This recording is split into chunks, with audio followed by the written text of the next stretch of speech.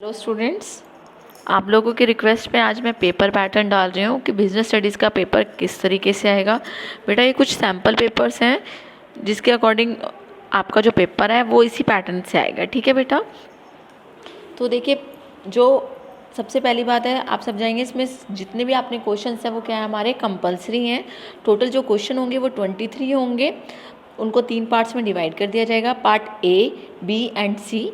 फिर section A में जो क्वेश्चन होंगे वो हमारे 1 मार्क क्वेश्चन होंगे। और कितने क्वेश्चन होंगे? टोटल 30 क्वेश्चन होंगे, यानी कि 1 × 30। सेक्शन बी में हमारे 2 मार्क्स के क्वेश्चन होंगे जो 2 to 16 होंगे, यानी कि टोटल क्वेश्चन नंबर कितने हो जाएंगे हमारे 15। और जो सेक्शन सी है, सेक्शन सी में हमारे जो क्वेश्चन होंगे वो हमारे क्वेश्चन होंगे 6 पर, लेकिन हमें कोई उनमें से 5 क्वेश्चन करने होंगे। ठीक है बेटा, जो पार्ट ए और बी है उसमें कोई चॉइस नहीं है आपके पास। जो पार्ट सी है उसमें आपके पास चॉइस होगी कि आपको 6 to 7 क्वेश्चन दिए जाएंगे और आपको सिर्फ कितने क्वेश्चन करने हैं, सिर्फ और सिर्फ आपको उसमें से 5 क्वेश्चन करने हैं। ये तो वो पैटर्न है जिस अकॉर्डिंग क्वेश्चन आएगा। अब थोड़ा सा मैं आपको बता भी देती हूँ कि 1 मार्क के क्वेश्चन कैसे आएंगे, 2 मार्क्स के कैसे आ सकते हैं और 4 मार्क्स के कैसे आएंगे। इस बार आपके जो 6 मार्क्स के क्वेश्चन है वो नहीं है पेपर में। ठीक है बेटा, 1 मार्क्स के क्वेश्चन है, 2 मार्क्स के क्वेश्चन है, 4 मार्क्स के क्वेश्चन है, बट 6 मार्क्स का कोई क्वेश्चन नहीं है। ये मैं आपको पंजाब बोर्ड के अकॉर्डिंग बता रही हूँ, जो पंजाब बोर्ड ने गाइडलाइंस इशू की है उसके अकॉर्डिंग। तो सेक्शन ए में देखो, पहला जो हमारा क्वेश्चन है वो है management aims at achieve. Management का मेन एम क्या होता है? एफिशिएंसी भी मिले और इफेक्टिवनेस भी मिले। तो इसका आंसर क्या हो जाएगा? Both A and B. फिर सेकेंड क्वेश्चन देखिए, which function is regarded as essence of management. किसको कहा गया एसेंस ऑफ मैनेजमेंट? कोऑर्डिनेशन को। Fayol has give how many principle? 14। Who has given the principle of scientific management? किसने दिया है? हमारा ये F.W. टेलर। उसके बाद हमारा ट्रू फॉल्स भी इंक्लूड है इसमें। The main aim of Taylor was to improve productivity. Yes. Which elements of business environment is concern with the believes and custom. तो जब पीपल की बात की जाती है कि किसमें बिलीव करते हैं, कौन सा कस्टमर फॉलो करना चाहते हैं, कस्टम फॉलो करना चाहते हैं, वो हमारा होता है सोशल एनवायरनमेंट। 7th क्वेश्चन है हमारा, economic environment is not related to social and cultural condition of a country. True, क्योंकि इकोनॉमिक एनवायरनमेट किससे रिलेटेड होता है? ज़्यादातर मनी से रिलेटेड होता है कि कौन सा पीरियड चल रहा है, कितना हम टैक्स लगाएंगे, कितना इकोनॉमी में फ़ायदा होगा, नुकसान होगा, वो सारी चीज़ें हमारी इकोनॉमिक एनवायरनमेंट में इंक्लूड होती है। फिर हमारा नेक्स्ट क्वेश्चन है, विच of the following is a feature of planning. तो आपने प्लानिंग चैप्टर पढ़ा है, उसका फीचर क्या है? वो यूनिवर्सल भी होती है और कॉन्टिन्यूस भी होती है। तो आंसर क्या आ जाएगा? बोथ। फिर है, planning is helpful in. Planning मदद करती है किसमें? रिड्यूसिंग वेस्टेज ऑफ टाइम और बेटर यूटिलाइजेशन ऑफ रिसोर्सेज या एमरजेंसी। देखिए बेटा, हमारा इसका करेक्ट आंसर होगा बेटर यूटिलाइजेशन ऑफ रिसोर्सेज। उसी में हमारा ऐड हो जाता है रिड्यूसिंग वेस्टेज ऑफ टाइम, क्योंकि ये तो वो करती है, बट अगर हम बेटर यूटिलाइजेशन करेंगे रिसोर्सेज का तो जो वेस्टेज है वो ऑटोमेटिकली कम हो जाएगी। Then a functional organisation is based on. Functional organisation based होती है स्पेशलाइजेशन पे। Informal organisation is based on formal relation. No, तो आंसर सही हो जाएगा, फॉल्स है ये। Degree of decentralisation in the organisation is high. Decentralisation high कब होगा? जब सबॉर्डिनेट होंगे वो खुद ज़्यादा इंपॉर्टेंट डिसीजन ले पाएंगे। और अगर सारे डिसीजन किसी फ्यू पीपल के हाथ में है या कोई इंपॉर्टेंट पर्सन सारे डिसीजन ले रहा है, तो वो हमारा क्या हो जाता है? Centralisation. Which is the first step in the process of staffing. Staffing में सबसे पहले हम क्या करते होते हैं? सबसे पहले हम क्या करते हैं? रिक्रूटमेंट करते हैं। ठीक है, रिक्रूटमेंट के बाद ताकि पूल बनाते हैं हम कैंडिडेट्स का अंडर रिक्रूटमेंट। देन है, HRM and manpower planning are the same concept. No, ठीक है, HRM अलग है और मैन पावर प्लानिंग अलग है। देन है, directing is a continuous process. Yes. Universal function. Yes, तो हमारा आ जाएगा both A and B. Then है, मोटिवेशन मीन्स, मोटिवेशन में क्या करते हैं? गाइड करते हैं पीपल को कि वो अपने डिज़ायर के अकॉर्डिंग काम कर सके। फिर क्वेश्चन है, order is an example of upward communication. False. Controlling is exercise. Controlling कहाँ की जाती है? When something is go wrong, when the management desire या रेगुलरली। तो हमारी कंट्रोलिंग रेगुलरली ही की जाती है। देन है, budgetary control is a system of financial control. Yes. Principles of coordination are given by, वो हमारे दिए हैं मैरी पार्कर फॉलेट ने, principle of coordination. Then question है the concept of cooperation is wider than the concept of coordination, wrong, क्योंकि जो corporation है वो वाइडर नहीं है, कोऑर्डिनेशन वाइडर है, कोऑर्डिनेशन के अंदर हम कॉपरेट करते हैं। फिर क्वेश्चन है विच of the following is a limitation of financial planning, financial planning की लिमिटेशन क्या है, डायनामिक चेंजेस होते हैं, यस, लैक ऑफ फ्लेक्सिबिलिटी भी होती है, डिफिकल्टी इन फॉरकास्टिंग भी होती है, तो all of this. Which of the following is not related to financial function, कौन फाइनेंस फंक्शन से रिलेटेड नहीं है, यूज ऑफ फंड होता है, हाँ, increasing volume of sales, financial planning, तो नॉट रिलेटेड लिखा है बेटा, तो इंक्रीजिंग वॉल्यूम ऑफ सेल्स इससे रिलेटेड नहीं है। देन है which instrument of money market is generally use for interbank transaction, तो वो हमारी होती है कॉल मनी। देन है primary market deals in all types of security, false, ये किसके करते हैं, न्यू शेयर्स करती है। Then which concept of marketing lets emphasis on availability and affordability of the product, तो प्रोडक्शन कंसेप्ट बोलता है कि अवेलेबल होने चाहिए हमारे प्रोडक्ट जब हमें मार्केट में ज़रूरत हो, मतलब प्रोडक्शन इतना करो कि हर जगह हमारे जो प्रोडक्ट है वो अवेलेबल हो। Then marketing is not an exchange transaction between buyer and seller, false, क्योंकि ये तो एक्सचेंज ही होता है, यहाँ नॉट वर्ड लिखा है ना। A cardboard box consisting of 10 packets of 1 kilogram sugar in an example of, ये हमारा सेकेंडरी पैकेजिंग है, क्योंकि तो प्राइमरी पैकेजिंग तो ऑलरेडी हो चुकी है 1 kg शुगर की, उसको हमने एक बड़े कंटेनर में डाला है या फिर बॉक्स में डाला है, तो ये हमारा क्या हो जाता है, ये सेकेंडरी पैकेजिंग। देन है which quality certification marks is use to certify the quality of product, तो आ जाएगा हमारा ISI मार्क। फिर है द बेस्ट मेजर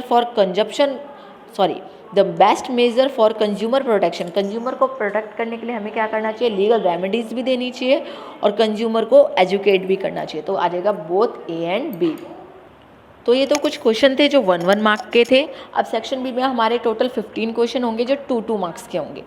बेटा फर्स्ट क्वेश्चन लिखा हुआ है डिफाइन मैनेजमेंट। कुछ बच्चे ऐसे बोलते हैं कि मैम जो क्वेश्चन में हमें पूछा था वही हमने बताया है, फिर भी हमारे मार्क्स कम आए हैं, या फिर मैम क्वेश्चन में जितना पूछा था उतने बताने के बावजूद भी टीचर ने हमें फुल मार्क्स नहीं दिए। तो बेटा इसलिए टीचर फुल मार्क्स नहीं देता क्योंकि आप टू द पॉइंट आंसर देते हो। टू द पॉइंट आंसर देना अच्छी बात है, बट लेकिन क्योंकि क्लास बढ़ गई है तो आपको अपने क्वेश्चन की लेंथ भी बनानी पड़ेगी, और जो एग्जामिनर है वो ये भी टेस्ट करना चाहता है कहीं आपने रट्टा तो नहीं लगाया हुआ। जैसे डेफिनेशन पूछिए मैनेजमेंट क्या है, तो डायरेक्ट आप मैनेजमेंट की डेफिनेशन दे दोगे तो इसमें क्रिएटिविटी नहीं दिख रही है आपकी। तो क्रिएटिविटी चेक करने के लिए, ये चेक करने के लिए कि बच्चे की नॉलेज कितनी है, तो हम कुछ एक्स्ट्रा मटेरियल भी चाहते हैं कि बच्चा ऐड करे, ताकि हमें पता चले कि बच्चे ने रट्टाफिकेशन नहीं किया है। तो जब डिफाइन मैनेजमेंट पूछा गया है तो आप थोड़ा सा मैनेजमेंट के बारे में बताएं कि ट्रेडिशनल था, मॉडर्न है, फिर आप मैनेजमेंट को डिफाइन करें। देन है what is the principle of unity of direction.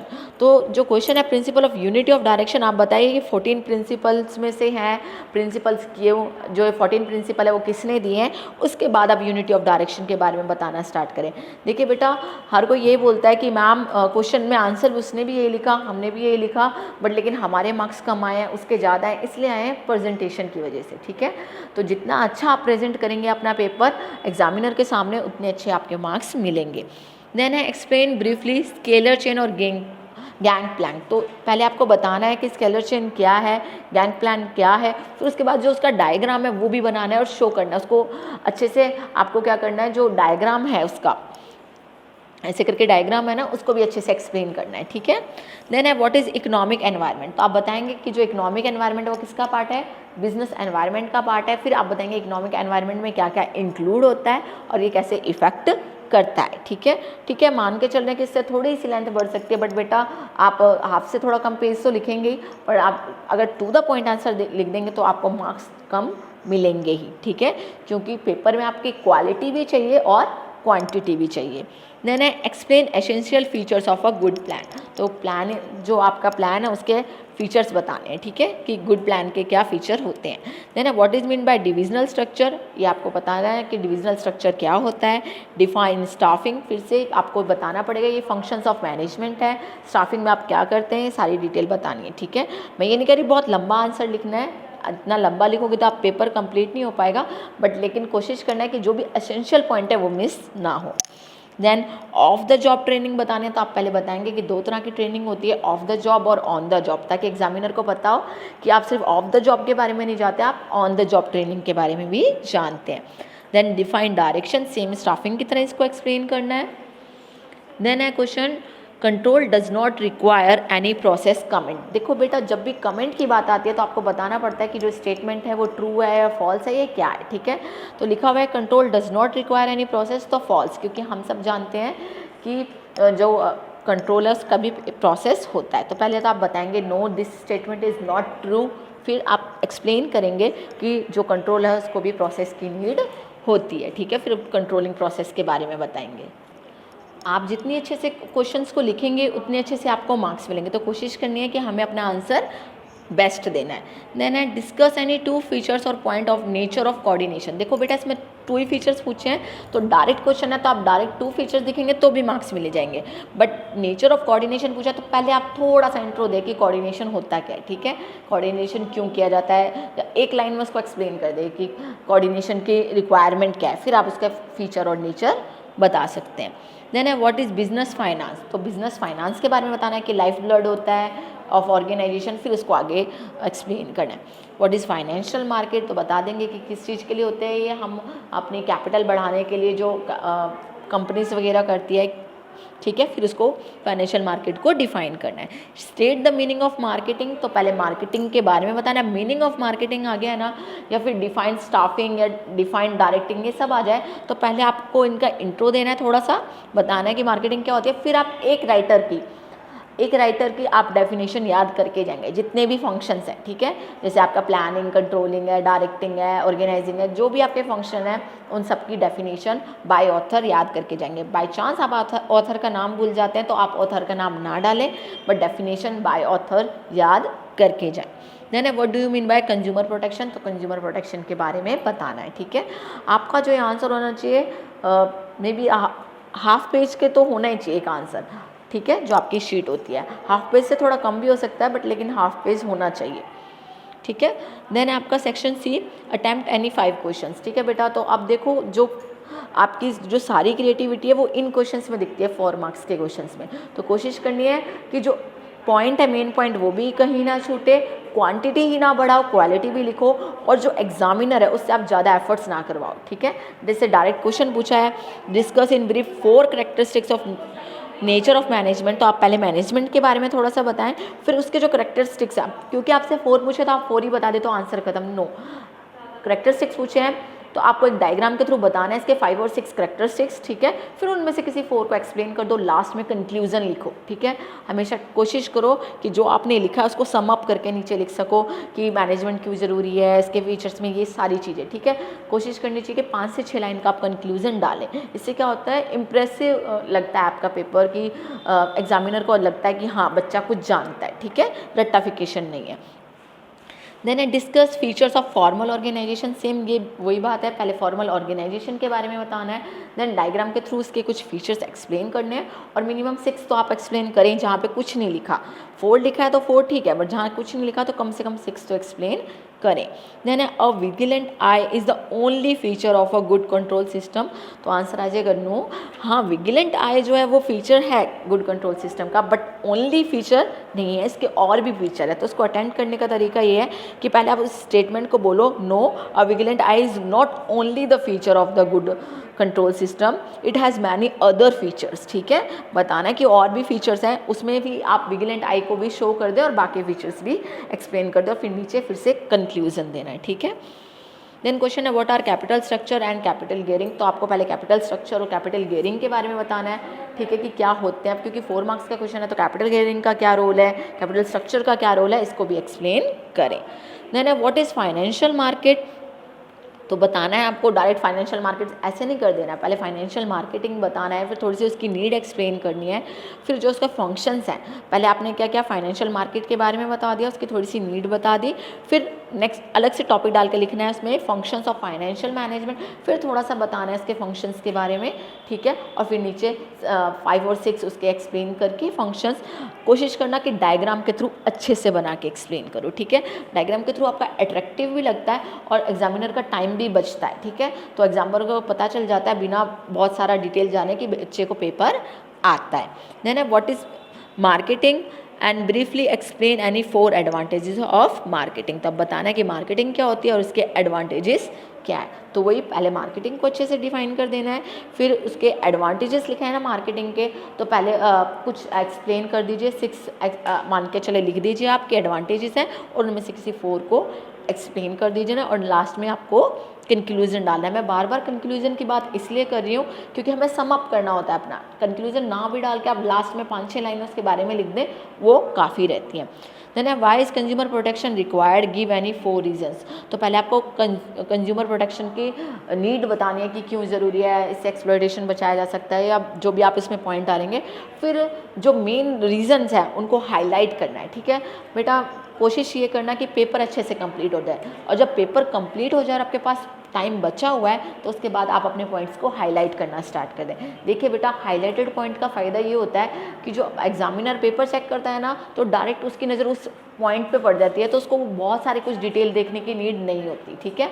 जैसे फीचर्स है, डायरेक्ट फीचर दिखा, उसका मेन फीचर में आपने कोई एक फीचर डाला, उसका मेन पॉइंट बता दिया, उसको हाईलाइट कर दिया, तो ऑब्वियस सी बात है एग्जामिनर को बिना एफर्ट्स के पता चल जाएगा कि बच्चा क्या कहना चाहता है, ठीक है। तो जितनी कोशिश आप करेंगे अपना पेपर प्रेजेंट अच्छे से करने की, उतने ही अच्छे आपको मार्क्स मिलेंगे।